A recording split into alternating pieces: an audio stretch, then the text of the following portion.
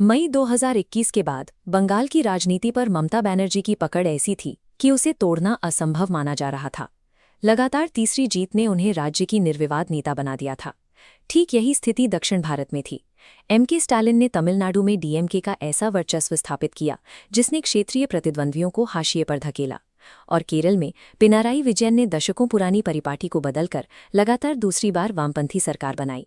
इन तीनों चेहरों ने एक ऐसी राजनीतिक सुरक्षा दीवार खड़ी कर ली थी जो अभेद्य लगती थी।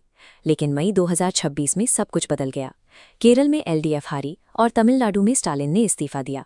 वहीं बंगाल में ममता बनर्जी के इस्तीफे की मांग के बीच उनकी पार्टी बहुमत से बहुत दूर रह गई। आखिर दशकों के अनुभव और मजबूत संगठनों वाले ये नेता एक ही समय पर कैसे पिछड़ गए?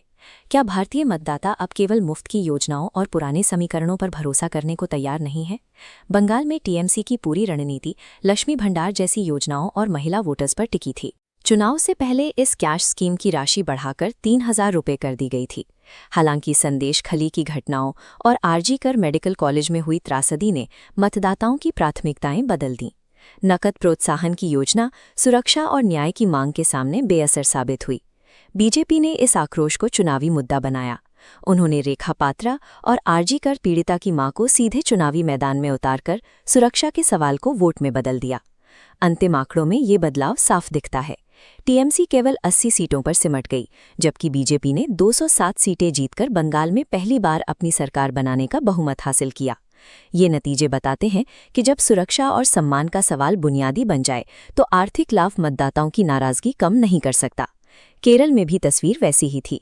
पिनाराई विजयन की सरकार को जबरदस्त सत्ता विरोधी लहर का सामना करना पड़ा, जिसने वामपंथियों के इस पारंपरिक गढ़ को हिलाकर रख दिया। कांग्रेस की अगुवाई वाले यूडीएफ गठबंधन ने इस मौके का फायदा उठाया और 102 सीटों के साथ प्रचंड बहुमत हासिल किया। ये नतीजे बताते हैं कि जब सुरक्षा और सम्मान का सवाल बुनियादी बन जाए तो आर्थिक लाभ मतदाताओं की नाराजगी कम नहीं कर सकता। केरल में भी तस्वीर वैसी ही थी।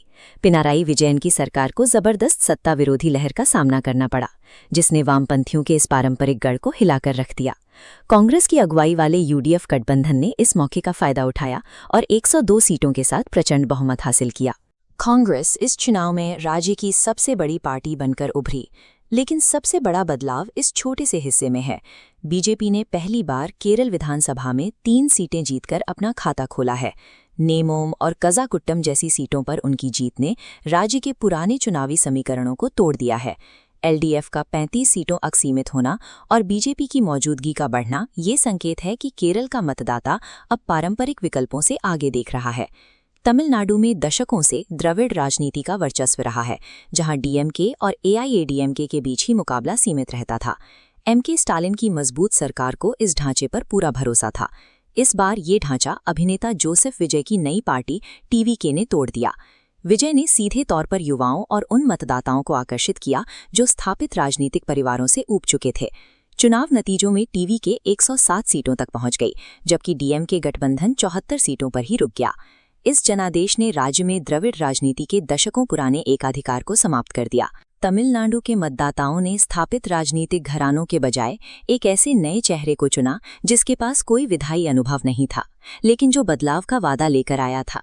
2026 के इन चुनावों ने देश के राजनीतिक मानचित्र को नए सिरे से परिभाषित किया है। जहां एक तरफ क्षेत्रीय क्षत्रपों के किले ढह गए, वहीं असम और पुडुचेरी में एनडीए ने अपनी सत्ता बरकरार रखी। बंगाल में बीजेपी अब अपनी पहली सरकार बनाने की तैयारी में है। पार्टी ने अमित शाह को इस सत्ता हस्तांतरण की प्रक्रिया के लिए केंद्रीय पर्यवेक्षक नियुक्त किया है, जो इस जीत के राष्ट्रीय महत्व को दर्शाता है। इन तीनों राज्यों के नतीजे बताते हैं कि मतदाताओं और सरकारों के बीच एक बड़ा संवाद अंतराल पैदा हो गया था। सुरक्षा की अनदेखी और केवल चुनावी लाभ वाली योजनाओं पर निर्भरता भारी पड़ी। 2026 ने स्पष्ट कर दिया है कि अब केवल इतिहास या पार्टी के नाम पर चुनाव नहीं जीते जा सकते। मतदाताओं ने साफ कर दिया है कि उनकी प्राथमिकता अब सुरक्षा, जवाबदेही और सीधा बदलाव है।